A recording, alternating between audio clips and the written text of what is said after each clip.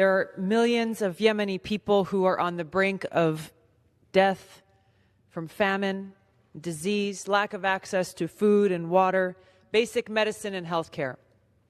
Thousands of Yemeni civilians have died in this genocidal war being waged by Saudi Arabia with support from the United States. Absolutely outrageous that the United States has continued its support for years now for Saudi Arabia's genocidal war in Yemen that has killed thousands and thousands of innocent Yemeni people and caused mass starvation and suffering, a cholera epidemic, the worst humanitarian crisis in the world in Yemen. Congress finally passed legislation to end U.S. support for Saudi Arabia's genocidal war in Yemen.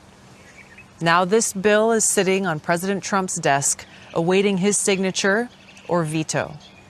Now, he's already threatened to veto this bill, which just reveals how he cares more about what Saudi Arabia wants than what the American people want. You saw Trump's rhetoric on the campaign trail about Saudi Arabia, against United States support for Saudi Arabia, calling them out for what they are, and now refusing to end U.S. military support for this genocidal war in Yemen that Saudi Arabia is waging, that's created the worst humanitarian crisis of our generation, because he says, well, he doesn't want to risk a multi-billion-dollar arms deal with Saudi Arabia.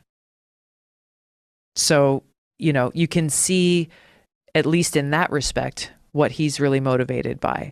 He would rather continue to support the senseless and devastating deaths of innocent people in Yemen and using our U.S. military, my brothers and sisters in the military, to do that because he doesn't want to risk an arms deal with Saudi Arabia, a theocratic dictatorship that actually directly supports terrorist groups like al-Qaeda. Trump's leadership, going back through his first term as president, he has been and remains very committed to combating and defeating the threat of Islamist terrorism that not only affects the United States, the American people, our own safety and security, but it is affecting so many people in different parts of the world.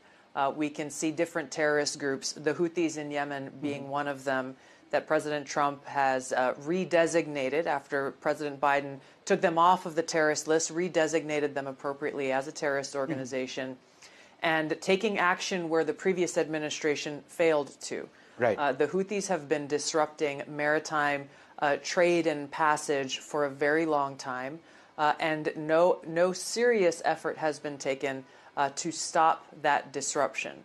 Our country and other countries should not be in a position to have to make a decision to reroute commerce going through that area simply because of the Houthi threat that exists. So President Trump has taken decisive action for our own safety, security, and prosperity. And I know we'll look to other affected countries, as there are many who are impacted by this, to similarly take action.